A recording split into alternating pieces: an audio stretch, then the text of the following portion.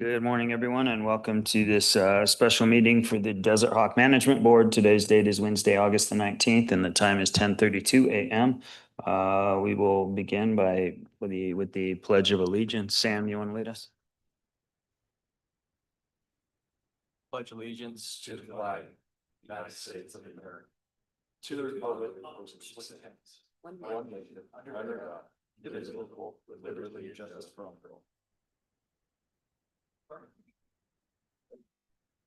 Thank you. We will take attendance. Brian Egging. Bill Vickers. Paula McFeeters. Zach Swearingen. Miles Lucero. Sam Pearl. Preston Ewing. And thank you to everybody else in attendance. First up, we have citizen comments. Is there anyone here that would like to speak for public comment? All right, seeing none. Is there any amendments to the agenda? Did anybody saw? No. I'll ask for a motion to approve the agenda. So moved. Second. On favor, say aye. Aye. Aye, motion passes. That'll bring us into our first item, which is manager's items, which is the big one, finalizing and approving the budget. I don't know who wants to kick it off. I know that we were striving to get there at the last meeting, and then I think Preston, you had some concerns. So I guess if you want to kick it off first. Sure. Yeah. So I put together a supporting document for the 2027 budget that I'd like to direct you guys to. Basically just showing, breakdown from 26 to 27, a little formatted a little differently from what I did from month ago, I guess. Just outlining a little bit more some of the changes from 2027, just regarding why there would be changes. We can go down. I think the goal here is to approve, hopefully have an idea on what we want for 2027. For me, I would say that's what I would want. So I don't know if you guys want to go through expense by expense, revenue by revenue, however you guys want to do it. I think I broke it down. Hopefully everyone got a chance to review adequately so we can have a good discussion here. Under number 4, potential fee adjustments. That's something that I wasn't really able to get to talk about a month ago. Essentially, I put together about 5 different things that we could do to help impact 2027 revenues that would help us, right? And put us a little more money in our pockets so we can pay for an irrigation system and do some other things around the facility. So I'll leave it up to you guys. Hopefully we reviewed this. Big things are, the $350,000 from 26 to 27 because of the cart lease isn't in there. That's why a little different revenue and expense there. That was a 1-to-1. So any other comments or questions? Again, there's 2 different columns in there. That the 3rd and 4th column under the number 3 for expense and assumptions that, I'll let you guys ask and hopefully we can approve one of those columns today. In regard to the fee adjustments, I do agree with those. I think that's reasonable. And I think it actually does make sense to adjust our fees for that. The way that you've got them arranged, I agree with that. That was the one thing I did notice that I could support in your budget.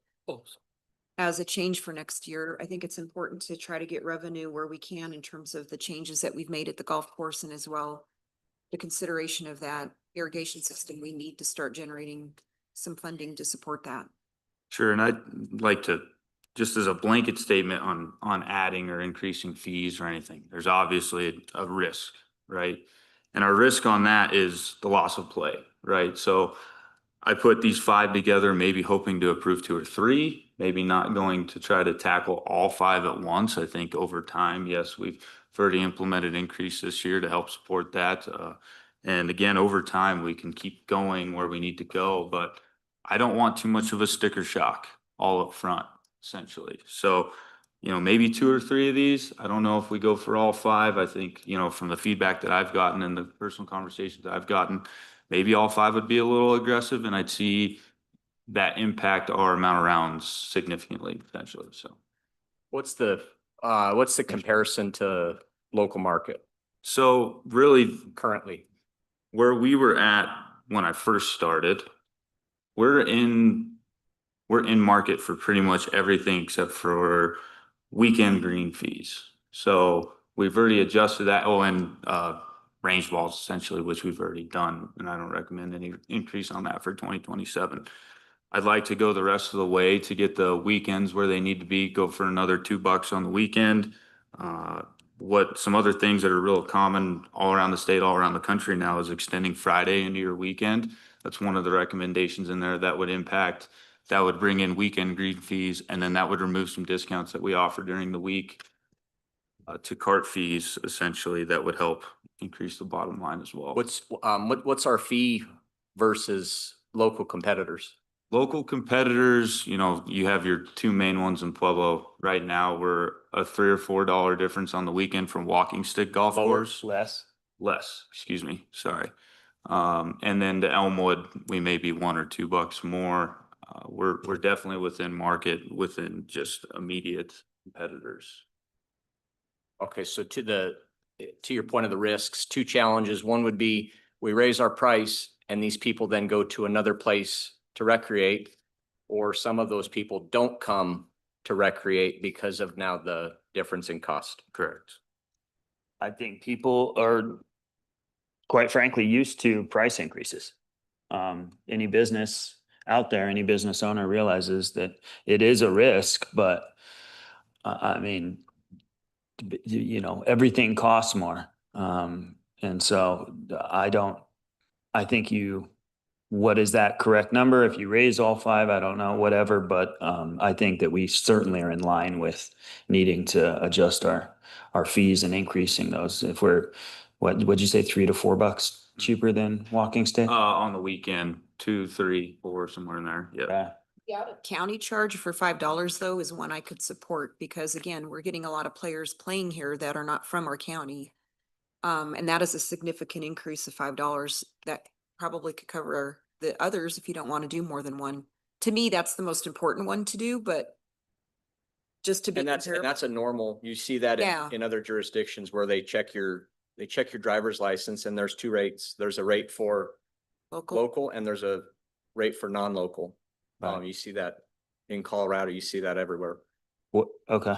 And what is so then the method to assure whether or not they're Pueblo County residents is just driver's license and manually doing it? Require an ID when they check in. Yeah. And then- At minimum, that needs to happen. I don't think anybody's done the full analysis is my guess, but there's a lot of winter rounds in play that is migrating from the north. When Denver has snow and Colorado Springs has snow and weather, you hear that at the golf courses at Walking Stick and Desert Hawk, that there's a lot of out of towners that are going to play golf. They can't play in their local places, so they're migrating. They play a lot in Pueblo. I don't know the numbers on that, but you've consistently heard that for many, many years. I would say you're spot on with that, because in the fly fishing realm, that's what happens, because we got some of the best fly fishing with the tailwaters coming out of Pueblo Reservoir. And they do migrate from Denver, Boulder, Golden. Yeah. Yeah, my recommendation, we do the first two, the irrigation replacement and the out of county surcharge. I think those represent the least amount of risk in terms of impacting play, in terms of number of rounds. And those would be the two that I support. And then we can consider if we want to do one of the other remaining fee increases, but I think it might be, to Preston's words, might be a little aggressive to go with all five. Think people wouldn't come out at a couple bucks? No, I think, so I put this all together just kind of as just spitballing and speaking with a lot of other stakeholders that are out there, right? And just giving the opportunity to present everything has given me a lot of ideas to think about fees differently, right? If I were to recommend something, so the Friday thing, it's got two things in there. Essentially, that's one, okay? You adopt one, you adopt the other, okay? But I do agree with Brian. I think the first two would be, definitely 100% yes. And then I would heavily consider the last one, which is a $2 increase on the weekend. We've already had, this is our third or fourth weekend with the rate increase from the 15th of July and I haven't heard a single peep, nothing. So I think if we People- go the people rest of the expect- way, yeah. Yeah, people are not shocked. when And you that was raise it. conceptually, that was coming from, I remember a May discussion that we were way below market. We were way below market, right? This would get us back in. This wouldn't would, it? this would get us to what we consider Yep. relatively the market rate for Southern Colorado. So you're thinking what would equate on the first two of 88 grand and then plus the 12 grand one?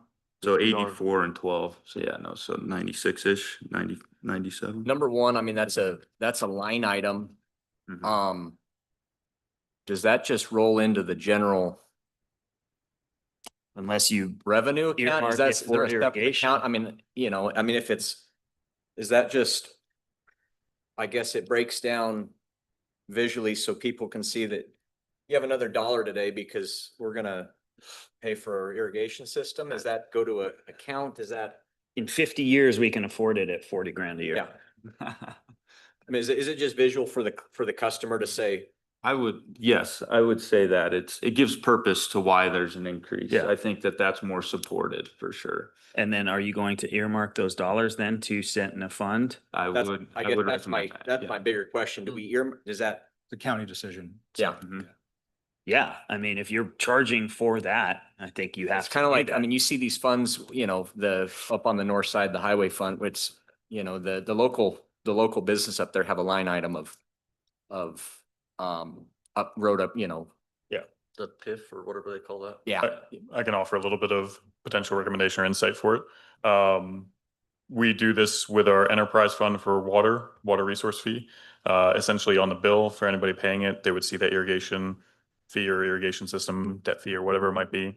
Dollar, it's charged on their bill. On the county side, what you would probably have to do is develop a revenue line item, and then you will have to either say it is committed as part of your enterprise fund, or you'll have to manually just track it over time, but it would give you the opportunity to do so.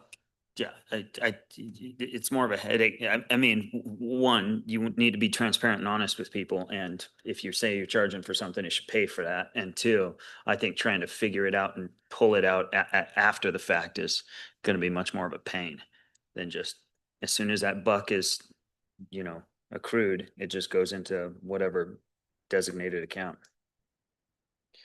And that is fairly easy to do, to separate at transaction time. Okay.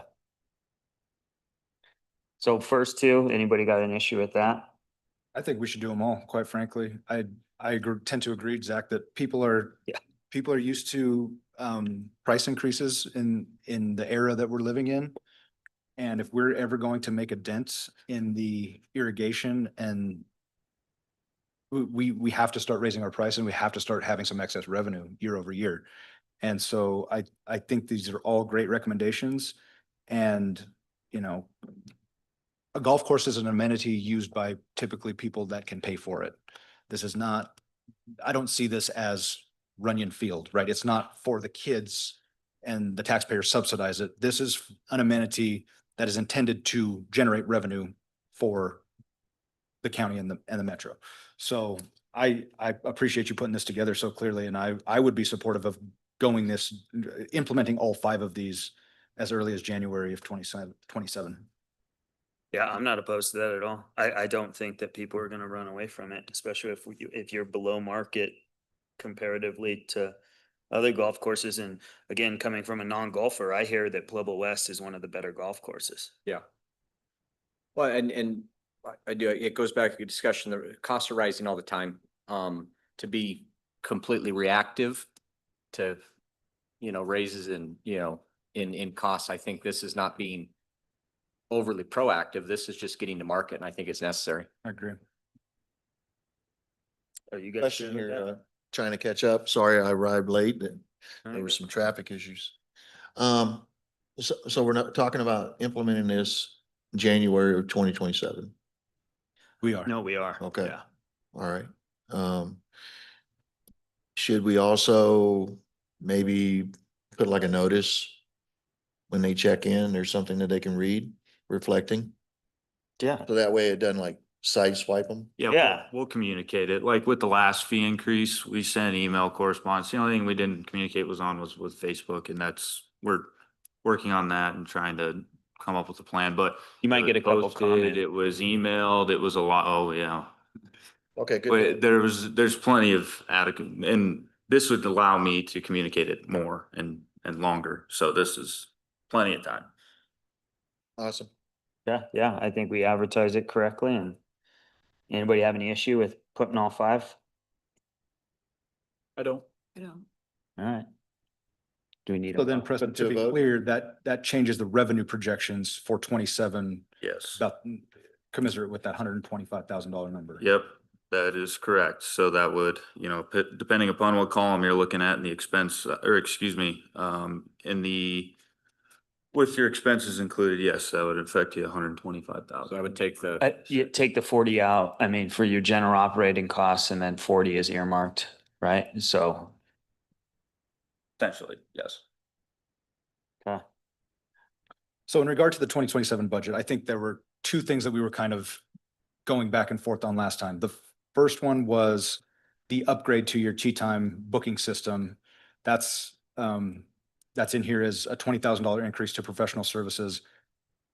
I'm supportive of that for all the reasons that we talked about last time, the efficiency, the potential for more tea times being booked, all modernizing the course, all of those things I'm supportive of. I think what this board really got hung up on was the extra $50,000 proposed for pro shop staff and cover the idea that the board would cover that payroll and not the manager. And so I think that's, to me, where we really have to make a decision right now, and that's going to tell us which of these proposed columns do we approve for the 2027 budget. And the only other thing that I will add, because it's a 6-year commitment and it's the last pages in your guys' packets that I gave you, is under equipment lease and purchase, or excuse me, no, machinery and equipment. This would be an extra lease for 6 years that would give us 3 pieces of machinery. So, which could potentially reduce costs in some of these expenses, but I don't want that to go, be the only 2 things that we discuss, okay? Thank you. Reason we put this together, the newest pieces of equipment, if you guys remember, that we received probably about a month ago that was a used piece of fairway machinery. That's about half of the usage the amount of hours that has is about half of everything else that we have. So we're trying to get on a program or on a schedule of replacing this equipment and getting on a lease to own program so that we can have some new machinery down there to help reduce costs and improve the product. So that is the other main thing that's in here. That's really big, in my opinion. So This you're on the LL hook for Johnson? 6 years. What Yes, you're talking so about? this is Toro. Yes, that is correct. Which line is that captured in, sir? That is under expense, under machinery and equipment of $55,000. So again, we had the $350,000 cart lease that was at 300 for 2026. Again, it was an accounting deal, 1-to-1 from the expense and the revenue. Okay, but it's usually that doesn't have any money under that line item. So And this is a $55,000 new mhm, expense correct. for 6 essentially. years. Yep. per year for 6 years. Mhm. And what does it do? That'll give us 3 new pieces of machinery. It would give us a fairway mower, a rough mower, and it would upgrade our sprayer that we currently have right now. We spray for chemicals, fertilizer, pesticide, all them different things. And that would give us, those 3 pieces of machinery to utilize. And at the end, it would be $1 buyout that we could use for, some of our equipment's 25 years old. So we can use it for 10 to 15 years. I'd like that replacement schedule to be a bit quicker, but this is a start. So Do you have any sort of cost comparison and savings of what that new equipment might be able to save, and whether it's fuel or hours or what? it would be fuel. The main thing it would reduce is potentially some labor, because we have an hourly mechanic right now. So, we can allocate his labor in different areas on different parts of the golf course. And it would help reduce your repair and maintenance of machinery and equipment. To what tune right now, I don't know. So we need to, for 2027, you get this new pieces of machinery. Again, kind of another little earmark thing, 3 to 6 months out on these pieces of equipment. Okay. So we may not have them by January 1st. Our lease agreement may not start by then. When we get the equipment, we'd start the lease. But after that first year, we would have a good understanding of what that would do to our repair and maintenance budget for equipment. This replace three pieces that we have? We would move one of the units to a backup unit. And then a rough mower, which we've had extensive problems with our tractor and one of our rough units, it would, it bolster the fleet essentially is what it would do. And then you have a backup when something goes down. And this is all new equipment. This is brand new equipment. Would you sell any of the old stuff? Look into it. We could. Some of it is Is it functional? the useful life on a lot of this equipment is well past, so. But we could, even scrap and parts and you could break it down. Yeah, I mean, even for scrap money, whatever. Mm-hmm. I mean, I could be, I would agree with the software updates. I think that that can create revenue. Equipment, I think there's a conversation there, and then salaries, there can be a conversation there, but I tend to lean as a no on the salary and I mean, that can be a part of contract negotiations is written into your contract that we revisit annually. But we're really looking to ways to bolster revenue, which again, thank you for those 5 options that we've somewhat adopted at this point, but I mean, talking about the equipment that we're on, when I look at equipment, I mean, I don't know if we have ever seen a list of equipment with useful life. I mean, just basically a list of assets that we have in which is equipment. I guess a full-blown list, I don't. that's where I'm missing is what equipment do we have? And what's that equipment look like? And then a potential schedule for replacement of that equipment. Do we have 20 pieces of equipment? Do we have 50? Do we have 5? I mean, this takes 3 of whatever we have and changes. So I guess in a bigger picture, what's the equipment situation as a bigger picture, not just we have an opportunity to lease new equipment. And we can put that together. I think that some of it would have to come from the county side too, because I think they have some of that prepared. I just, be honest with you, haven't asked for it yet. So I do believe that some of that is recorded through, I don't know who would handle that department or what department would handle that on the county side. I mean, 'cause if we're talking about less repair and maintenance on our current and talking about we could move our mechanics hours elsewhere. I mean, $55,000 a year for 6 years. I would assume him repairing what we have is much cheaper on an hourly basis than 300 plus. 300,000 over 6. If you just reallocate hours, you're not saving any money. You're not saving that- money, you're just right. doing different stuff. So And that's where, I was gonna bring that up, whether or not, are you really reallocating hours that are there's a demand for, or can you just cut hours? Cause that is your cost savings, is cutting hours. Yeah, it would reduce labor hours a little bit. but I mean, it's not even gonna bite into the $55,000 per year. I mean, we're talking Potentially. probably a couple thousand a year max versus a $55,000 a year new expense. So I guess that's where I appreciate that. I would need more equipment analysis as a whole. I mean, it doesn't seem like we have an emergency right now that a piece of absolute necessary equipment just went down.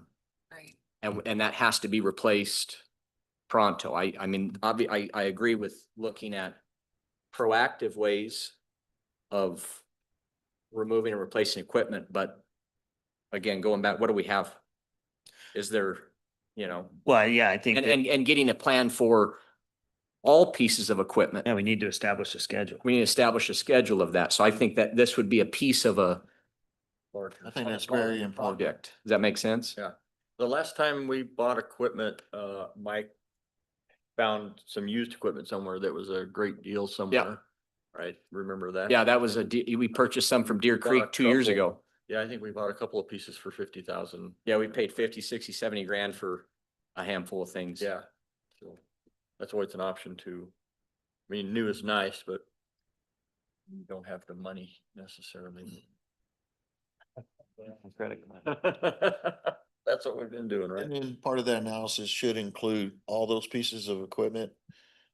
And by, you got 3 pieces of equipment here, just by each one. How many of those other pieces of equipment would we be eliminating?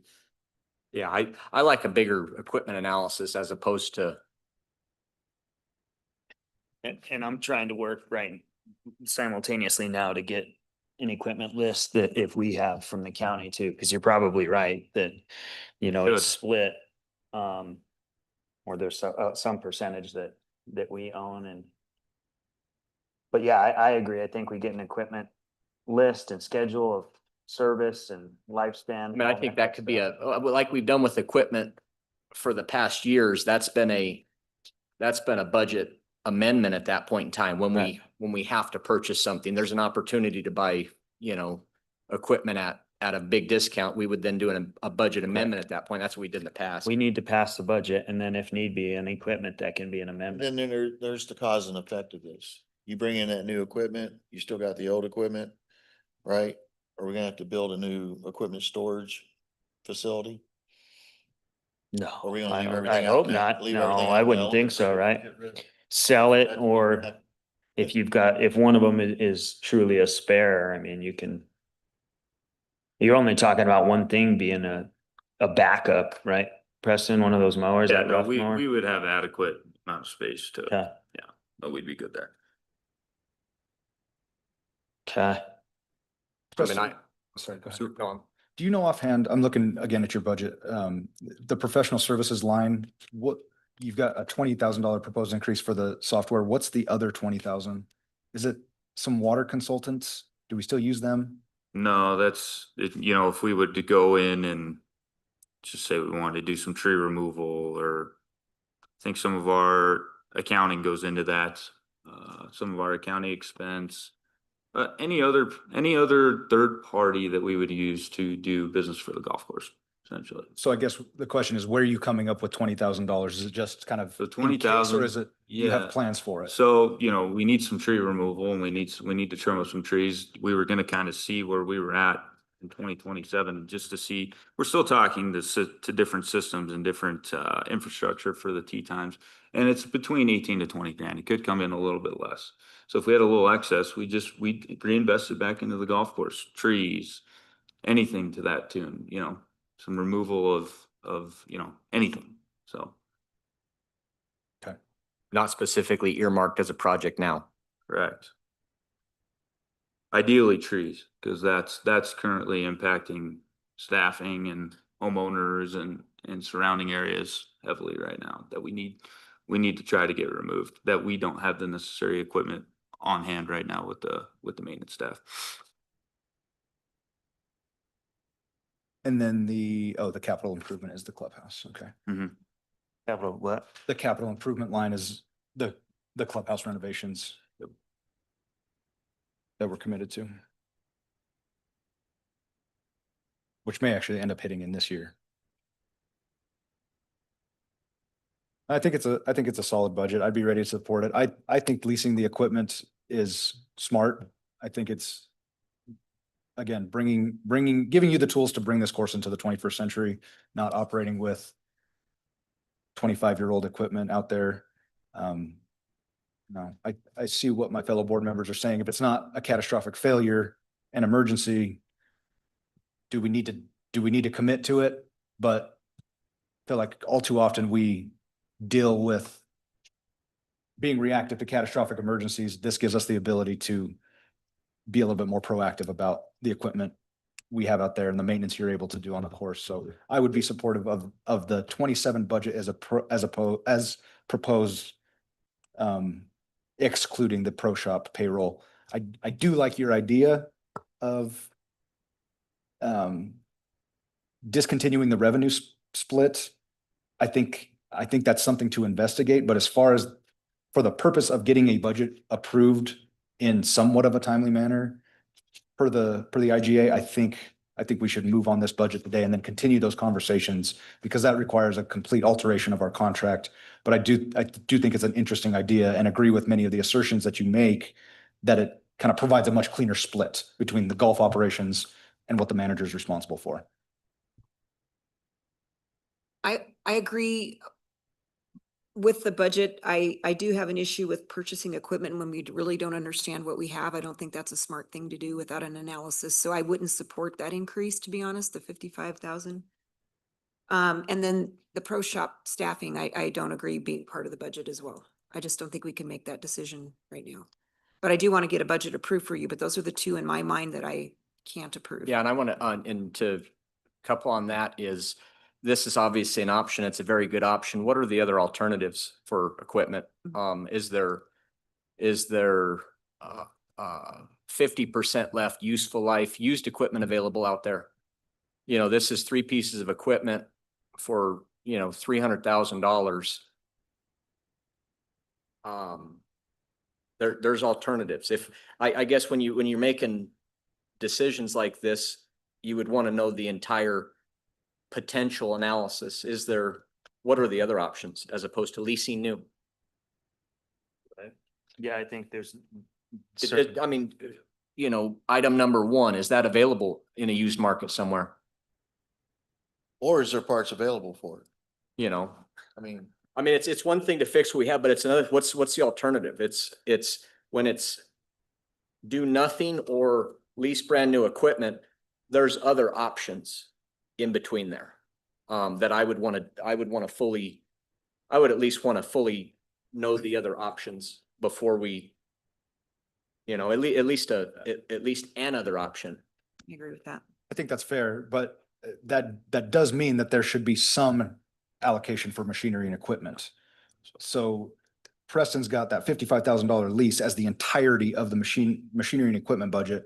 If we're not going to enter into that lease, what does that number need to be for routine? Do you have any history on that? I mean, Well, is it shot last in the year, dark? so we purchased the pump, which needed, we purchased a fairway mower. That equated to $75,000, There you go. right? So just not knowing off the top of my head, because I don't know the used equipment market, right? Unfortunately. You know, if you gave us $25,000 to $30,000 for next year, maybe we can replace one of those machines with a used piece and would be an upgrade essentially. Okay. So Yeah, I mean, that's very vague and I apologize, No, but I just don't know off the top of my you're head. A contingency fund, Mhm. which you need. I mean, things are gonna break, but yeah, and again, maybe that equipment list comes back and we find some alternatives or whatever, but I think that needs to happen, that information we need. And then to your earlier point, I mean, there's always amendments. I mean, but we need to get this passed. I would be more in tune with what Paula had said about passing without pro shop, without that equipment lease, everything else looks good. And then adding 25K in for a contingency on machinery and So equipment. modifying the 55 Yeah. to 25? Yeah, What's your thoughts on that? I'm fine with it. We need something in there. Yeah. Just one more try at the argument. Preston is proposing $20,000 less in the machinery and equipment line than we had last year, excluding the new golf carts. So he is still proposing a decrease in the machinery and equipment, and that gets us 3 pieces of brand new equipment. But that's just 1 year. This is the 6-year commitment. yeah, it's 300%. But yeah, I mean, I'm not, again, I just think that we need to see that list and develop a schedule and The then options. we'll get you what we have from the county side too. I was gonna say, the county probably has a department with, Yeah. Yeah, with it either sits with fleet or Parks and Yeah, Rec is what fleet, I would imagine. Parks and Rec, they probably have you know, We have an inventory, yes. an inventory and a system down of, Right. you know, is the county buying different equipment and selling their used? I mean, you know, I just think there's other options. Well, we can get This that. might be the perfect option, but we don't have the other options to even. We need to know the details. Correct. Is there the potential of any of these pieces of equipment being retrofitted with new accessories that would be just as accommodating as leasing this new equipment? I'd have to look into it, to be completely honest with you. I'm not sure. Put a I turbo mean, on. like that, something. like the sprayer. Okay, We're rebuilding we're constantly rebuilding things every day. So it's, right, but if we just Yeah. replace the spraying apparatus. Right. mhm. No, I Okay, get it. and retrofit it with something newer and better, it's gonna be a cost savings. Potentially. Yeah. Unfortunately, I don't know. But again, I think. Again, we can amend. I mean, this, at Sam's point, this may be the right option. It may be the perfect option. I just think that we need to do our due diligence and compile that list and everything beforehand. And to everybody's understanding, we need to get a budget passed I would echo what Paula said that, with the 25K for. modifying the 55,000 without this lease to 25,000 in equipment that we, you know, we have this every year. Without changes to Pro Shop. Again, I think to echo everybody else's, I think that's a contract negotiation. I think the contract would come before a budget amendment, not the budget before the contract. So I think this looks good minus the Pro Shop and an adjustment to the machinery and equipment to 25,000. Okay. So with that, I'll make a motion to approve the 2027 budget as shown in the 2027 column with the machinery and equipment line amended to 25,000. I'll second that motion. The pro shop? Is that what you Yeah, said, Bill? does that need to be in the motion? That is included already in that column, sir. Okay. Yep, that extra 20,000.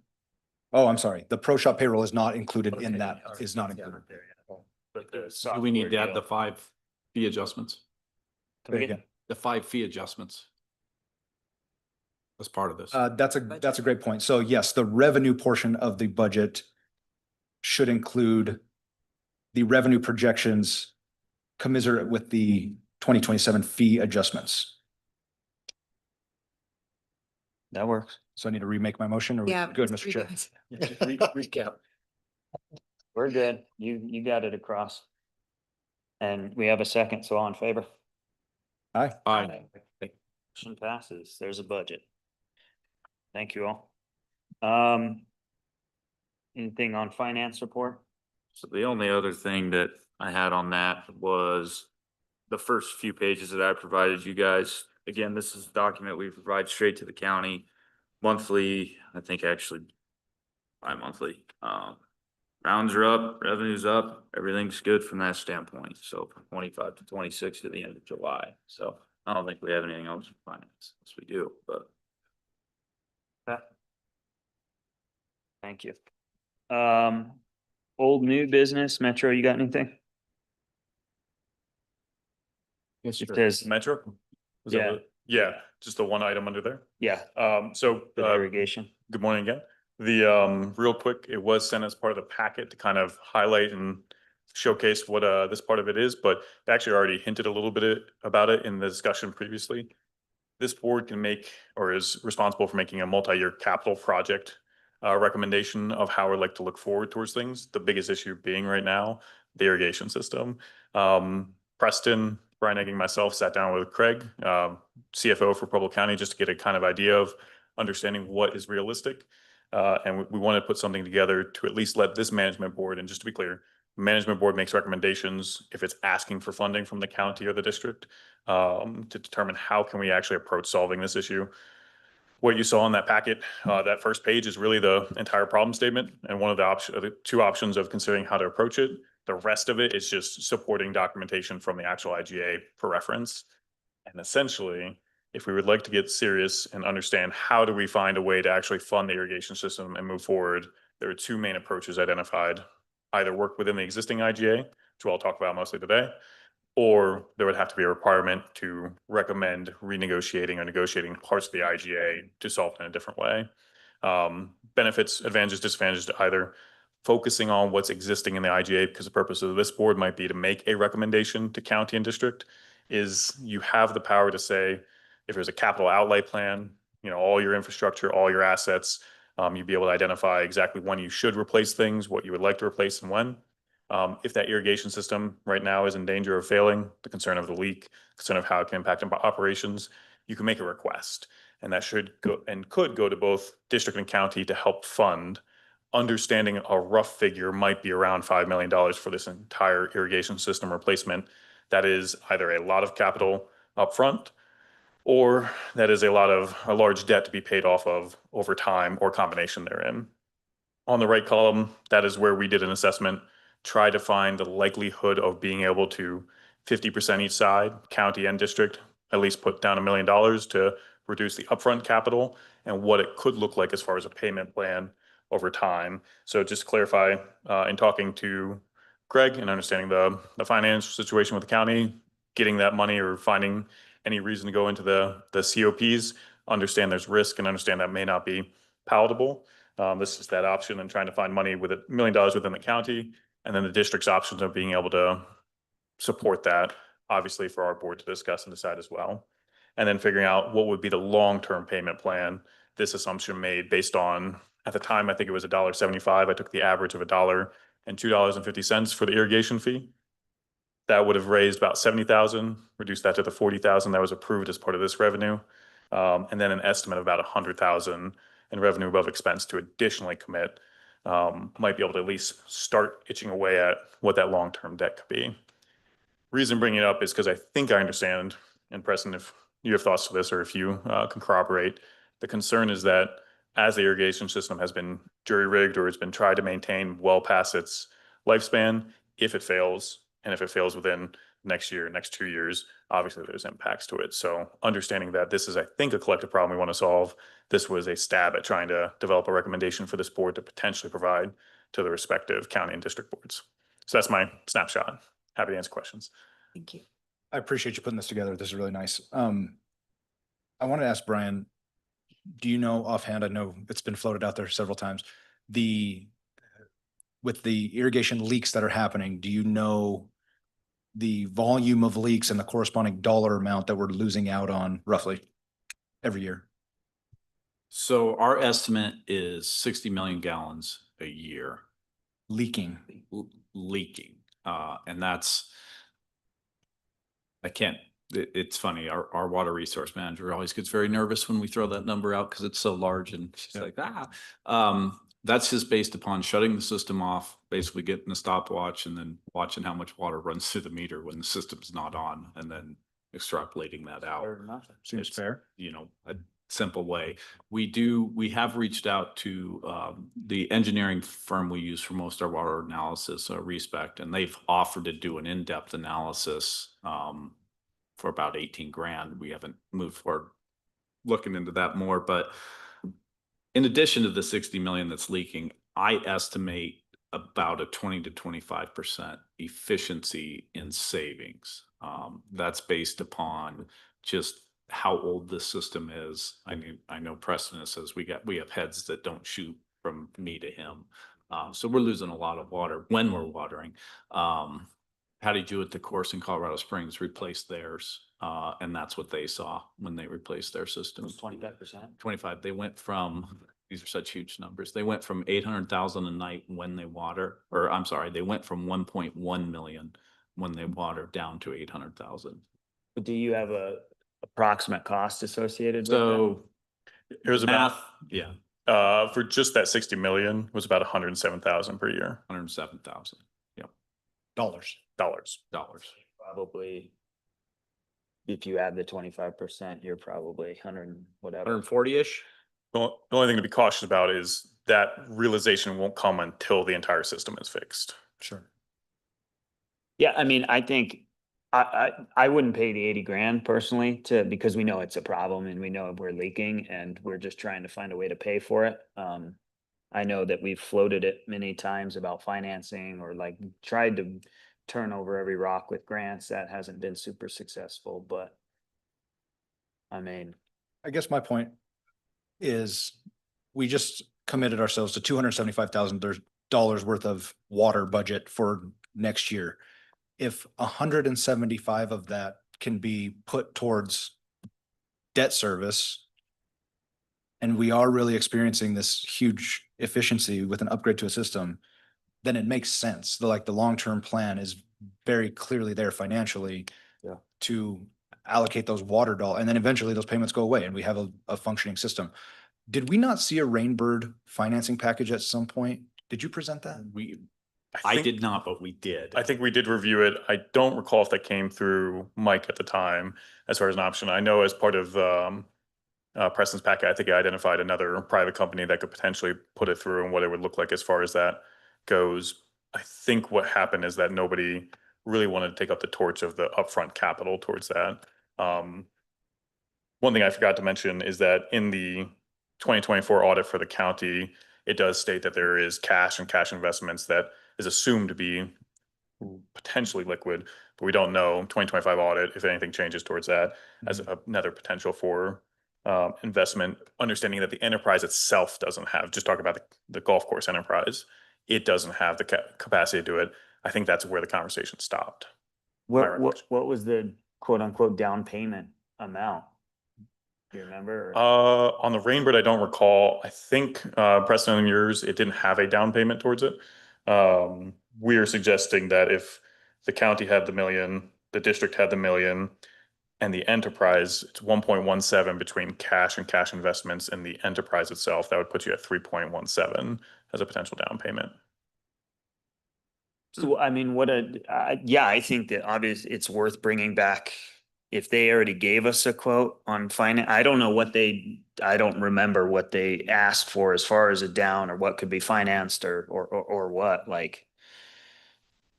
I mean, it'd be very, very difficult for us to come up with that kind of cash. We're not gonna be able to come up with that Right. kind of cash. I'll just be So, I mean, honest. That's the- So whatever financing options we can look at. I mean, but you're right. I mean, we're spending money. We're wasting money on. Wasting. Yeah, we're wasting money on water. So even if we have to finance, then maybe we come into a lot of money in the next couple of years and can chip away. No, we have to come up with a logical solution. Yeah, it's financing. It's, So- I don't see any other way because we've Right. looked at grants, we've looked at all these other options. Neither the metro or county have upfront cash for it. Yeah, I mean, you have to finance it. To get to the finance reality, it requires demonstrating you have either the capital or the way to pay it. And I think that's where we're having to be able to justify to go out for that. That will have a sustainable revenue stream or collateral.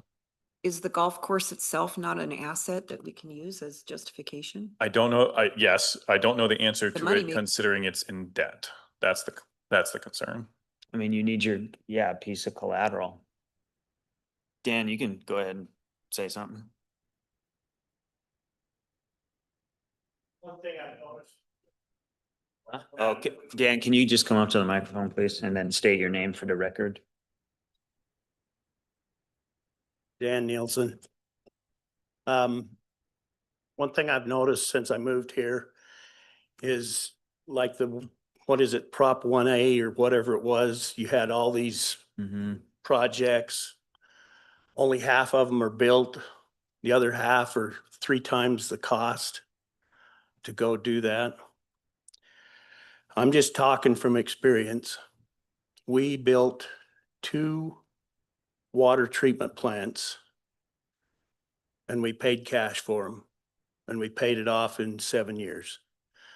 And what we did is we had a 1% capital improvement tax. And there was a price tag put on the projects prior to the tax. And once that tax was met, once that price tag was met, the tax went away. There was no oversight committee. We just put it out to the public that this is what we're doing with it. It's a 1% capital improvement. They passed it. We paid for it. And instead of having a 30-year bond issue or a loan or something, because normally in 30 years, whatever you put in is dead and ready to be replaced again. And you've paid double the amount double in with financing, interest. or whatever it is. I get that. I can almost promise you that at least a countywide initiative or tax would fail miserably. I mean, the only, Because of the history, people are leery of taxes. They're leery of what's been done. And as we were collecting that tax, we were actually making interest and dividend increases on it, which was actually helping us. Rather than paying interest on a bond, we were actually making interest and dividends on it, which augmented the timeline when we could get rid of the tax. So that's just throwing you out there, something to paradigm think about. I've seen it done. It may not happen here ever, but it's something to consider. I appreciate that. Yeah, and I mean, I agree on taxes in general and sunsetting and specific for projects and once that's done and, you know, everything else. But I think maybe going that route for Pueblo West may have a little bit of a chance at success. I mean, I'm not opposed to putting things on the ballot, but I think in reality, we need to look at, and we can have that discussion, but we need to look at financing. I hate to say it again, but I don't really see any other option. I think that maybe we look at a capital campaign and seeing what could be generated. I don't know if you floated things out there. I mean, this $1, I mean, you know, it's something, but it's not going to get us there. So I don't know if you guys want to have fundraiser golf tournaments or what, but I think first things first is we need to find out what terms are from Rainbird or any other provider, and then we can kick around putting something out on a ballot too. So I did get an independent,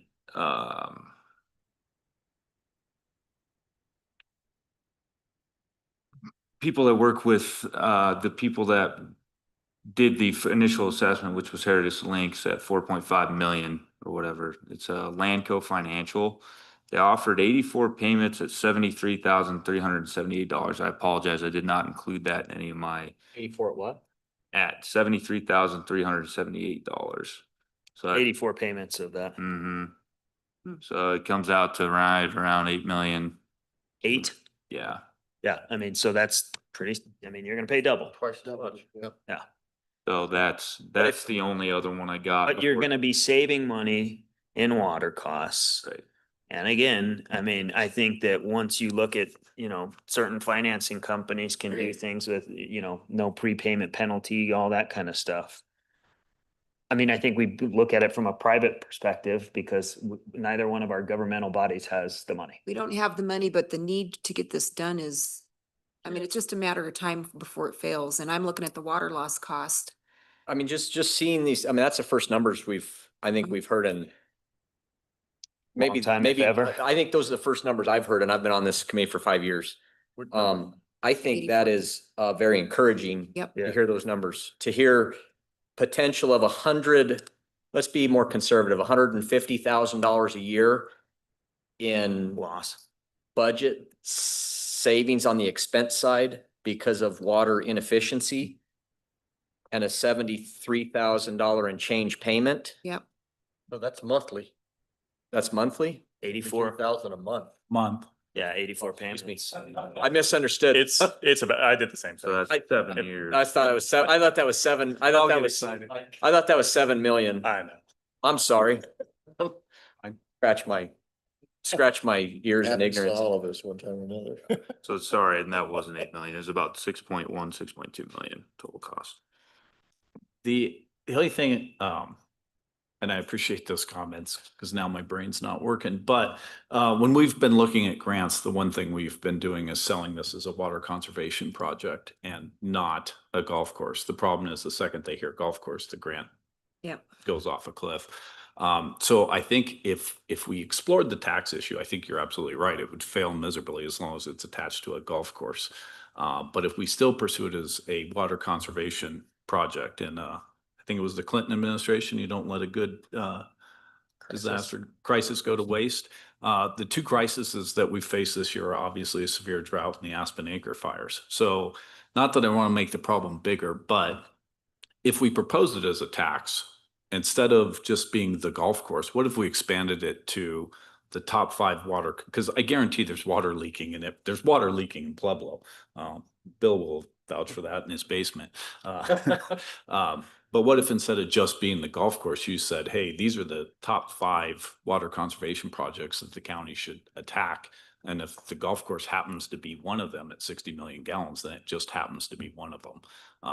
But put it as a bigger project. I think that's the only way it would ever pass. And I still don't think it would stand a chance, but that's just, We can get with water, Board of Waterworks, and then you guys and see, and if it needs to be Pueblo West specific, or if it needs to go Right. countywide, we can certainly research that. But again, to try and get something, I would ask, are those terms set in stone? I mean, 84, I mean, there's other lease options, I would assume, out there, or financing options to try and go down that path, and then looking what we need as far as a down, what could be used as collateral. I mean, to your point, it is a on paper profitable golf course. And then there's other potential assets that you could use as collateral.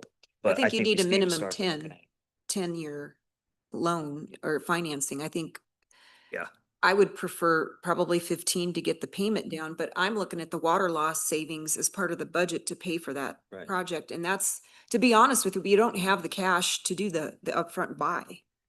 And the longer we sit and talk about, well, if we did the cash, it'd only be 5 million, it'd only be 4, well, that's great, but we don't have it. In the meantime, we've got a leaking water system costing us a lot of money, and it could be put towards a payment towards fixing the problem. To me, it's a wash. I know we could save if we had the cash. We don't have the cash. No, and it's gonna continue to go up as everything does. Well, so with the savings, if it's repaired, that money needs to be earmarked to go directly towards that loan. Right. Right. Would you agree? Yeah. Yeah. We would just Yeah, I mean, replace the water loss. You're gonna have to earmark quite well, obviously the cost increase for that dollar surcharge or whatever, that goes towards it. And then, yeah, costs in savings of water goes towards payment as well, but. I think you need to back up just a little bit. I think we really need to make sure that we're losing 60 million gallons. I mean, that's what it seems like. But what if that figure, if you get it, and it was an $18,000 charge, right? 18,000 for the study? 18,000. 18. 18? 18. I thought you said 80. So Yeah. what if it's only leaking half? I mean, that's still a lot, but if it's only leaking half, or if it's only leaking 10 million gallons, then your priority kind of changes. So at 60 million, that's 180 acre feet a year that is leaking. That's a lot of water for Pueblo West. You know, that's a lot of water, 180 acre feet. But if it's not that, then the whole dynamics of the urgency changes. I mean, it's still leaking, but if it's not leaking near as much, different decisions would be made in a different time frame. So I think it's critical that we know what it's actually leaking before you start assuming it's 60 million and basing figures on that. With this The figures are study, based on the budget, No, they were based on turning the water off and then seeing how much. like what keeps you've running. actually spent on water is, I thought, where we're going with this. But that Yeah. doesn't determine the leak. Okay. We determine the leak by But timing. That was estimated after we figured out, or we cross-referenced for the 60 million. would this study be able to isolate which zones are leaking the worst? We've already done, have we done that? No. No? To my knowledge, with everything, it's an all or nothing. There can't be, It's a pressurized system. It's a pressurized you can't system. repair 10% of it now. No, no, to I fix it understand then. that. Cause you fix it here, the artery blows out in another Yeah. place. I understand that. I was just curious if the leaks itself, is it one of the main pipes before it actually hits the zones? I think it's system wide. Or is What it my the whole understanding is it's thing? system wide. But It's, I mean, it'd be nice to know if, you know, if we're able to identify. And Preston, correct me if I'm wrong, but at the rate of which they fix repairs that do surface, it's literally all over the golf course. There's no rhyme or reason to where it's Well- gonna happen next. Can we do this? Because we could go around in circles on this for a long time, which we have. We've talked a lot about this irrigation system. So if we could get facts, numbers, proposals on financing across the board, as many options as we can get, 10, 15, 20-year, whatever. What's needed for collateral, all that good stuff. And then in addition to that, we can all put our heads together and look at a potential water saving initiative or something like that. And we can talk to Board of Waterworks. You guys can compile what your top 3 losses in water are, and then we can come back and potentially put something out. And then the only other thing that I would suggest is maybe just floating it around the golf course of what a capital campaign might look like and what possibly could get generated from that. But I think we're somewhat spinning our wheels until we get.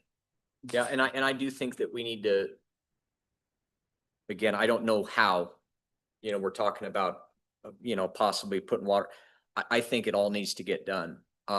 Because we do have to get to a point where, yes, this is feasible and yes, we're gonna move forward with it, or coming to the realization that no, this is not feasible and this is not gonna happen.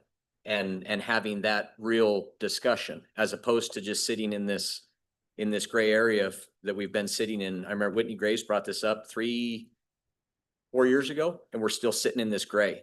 We have no information on either way. Is it gonna happen? Yes, or is it not gonna happen? No.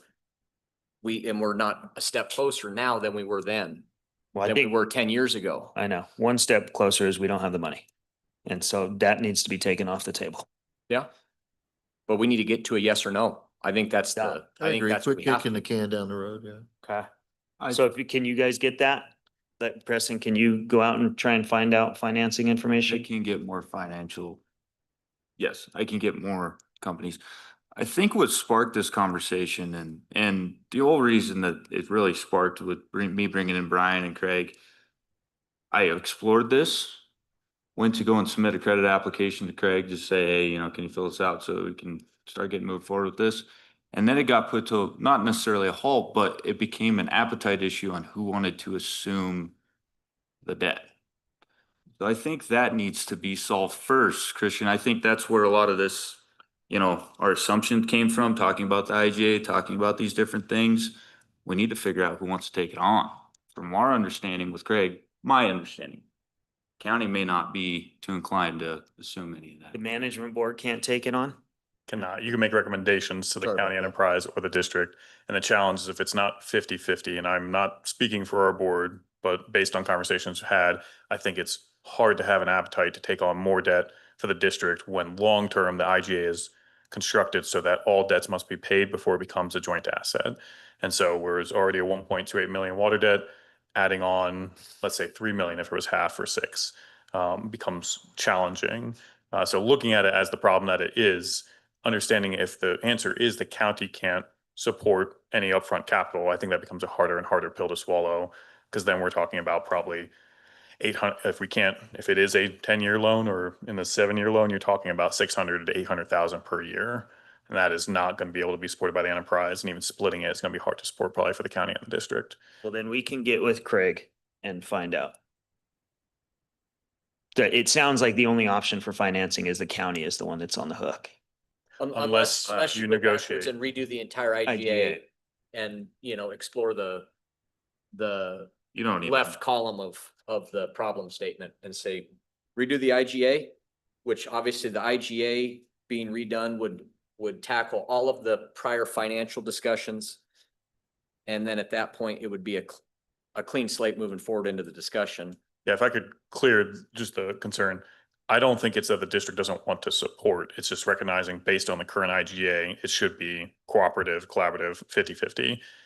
If the IGA is negotiated, if there's discussion about it, if we see it as whether it's a district problem, county problem, or just a regional problem, there's opportunities there. We recognize it's a water loss. We recognize it is technically a recreational amenity. I think there are opportunities there, but the conversations haven't happened. And not say they were supposed to happen, just saying we have not yet. Okay. My understanding, instead of renegotiating the IGA, there's no debt.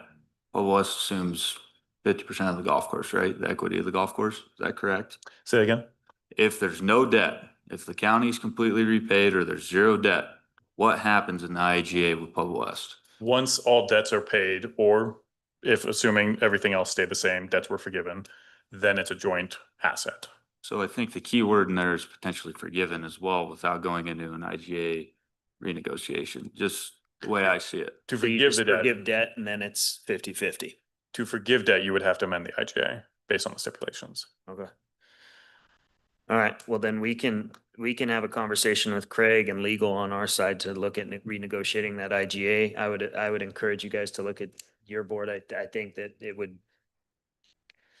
I can imagine that your conversation would be a lot shorter than ours. But so in the meantime, so before you do any research, you would rather see this. I think we need to figure out who wants to pay for it first. I'm not saying that I can't go do this, but at the end of the day, some of these quotes only last a month, right? I'm just gonna be spinning in circles. So, But that's also bigger picture with the collateral. If you gotta put collateral up and you dig into the financials of that collateral, you're tackling the entire discussion, not just to go get it. I mean, I think you can get terms. You can get a quoted term, I think, very easily. But to actually take that to a financial institution for underwriting, Right. to give that loan, Takes a lot of work. it takes way more than quoted terms. I because- agree, but because the quoted terms financials- can give you something. Yeah, I mean, because it's 74 grand a month for we got 7-year terms there. at least looking at a 15-year term or something like that. I mean, a 15-year term without, I mean, that cuts it in half, from 73 to 35. We're profitable to about that number the last 3 to 5 years. Yeah. We've been seeing $250,000 to $350,000 profit. I think simultaneously we can do that. So this board, the Board of County Commissioners will have a conversation with our financial people, our legal people. You guys can just have a high level conversation on your end and then see if that, what renegotiating the IGA looks like. And then if you could just get some high level term, like if there's even the option for a 15-year term or 20-year term or whatever. so I mean- privately, I'm not finding more than 8 years in the limited conversations that I've had. So Okay, Privately 8-year max. okay. unless we can explore some local options, but I just don't know. Okay. All right, so we'll have that conversation next meeting. We'll have that as a discussion, a discussion topic. And any information that you can get in the meantime, Preston, on it. I mean, yeah, don't kill yourself researching something, but just very high level. You said the Board of County Commissioners will do something. Sorry, I missed it. Have a like us have a meeting with our legal team to look at what renegotiating that IGA looks like. Okay, so you're gonna take that action item? Kick that off, get those wheels in motion? Yeah. Okay. Sure, I sure can do that. All right, cool. And then Preston, you had the driving range extension? Yeah, the last time we talked about it wasn't last meeting, it was the meeting before. We worked on getting some meetings with the Public Works team. This is pre-fire. So I understand that there's a lot going on there. In between now and then, I think we hit a stall. I don't think we're waiting on anything from Pueblo West. I think we have a lease. The lease, just to highlight, I believe was to lease the land of the golf course for $1. But where we came into an issue is where we would potentially have to put a retention pond on the land that we weren't using for the driving range. So it kind of got kicked back to the county side to see if the Public Works team could help assist with some of this. So to help reduce costs. Yeah, we had those conversations. I went out there with them, but we'll double check and see where that is. I can add that to my to-do list and then I'll let you know. So I think the next thing is just trying to get everyone in the same room or on the property just to see the scope. So I Yep. don't know if you did that, but I. Yeah, I did. Yeah, I okay, went out there and saw it. I mean, it seems completely feasible. yeah.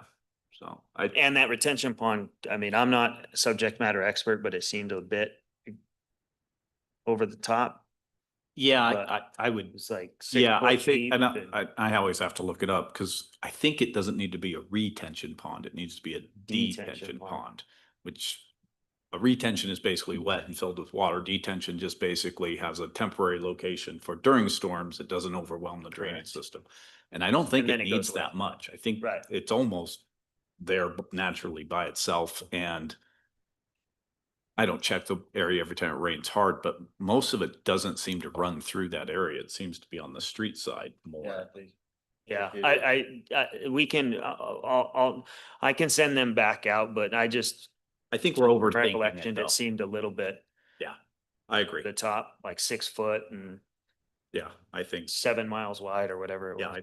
I think for me, just with the moving of the dirt portion, we, you know, we can use land, different things. Like to really see that done before the first of the year, before we start tackling a lot of other projects. Don't shoot me, but I'm just saying, just from a golf course operation standpoint, I just want to move the dirt. I just want to use it. So I don't know what we need to just use the land for driving range purposes, what that takes. Have to have a permit or permission to move dirt. But I haven't even seen a lease presented to us. I think it just kind of got all halted. I just, you know, I haven't signed anything, I've talked about it, just. And that was kind of in motion before I even came on. So unfortunately, I haven't been here from the start. I'll get them back so. out there. So when we talked about this last time, this is an email from 4 months ago, asking our public works director about the driving range extension. His response was, we did a preliminary design of a stormwater retention basin and improvements within the public works engineering group. This design has been reviewed and we have done some preliminary estimates. This was presented to Mike Zarimba and he approved. That was where we left it. Most, if not all of the work could be done in-house with road and bridge employees, but of course, this will mean that our road projects will suffer. We can discuss more whenever you want to have a discussion. So it sounds like he's got a pretty solid understanding of what needs to happen. I think if you sit down with him, Yeah. we Who could is we could probably get it moving. Call him. I'll Greg go George. bug him right now if I could. Yeah. Who is it, sorry? Greg George, Yeah, I'll get you guys hooked up on an email. cool. Cause I know they'd been out there. They had done all their research on it, so. All right. Okay. Our next meeting will be October 21st, then, at 10:30 in the morning. Can I have a motion to adjourn? Make a motion. Second. All in favor, say aye. Aye. Aye, we're adjourned.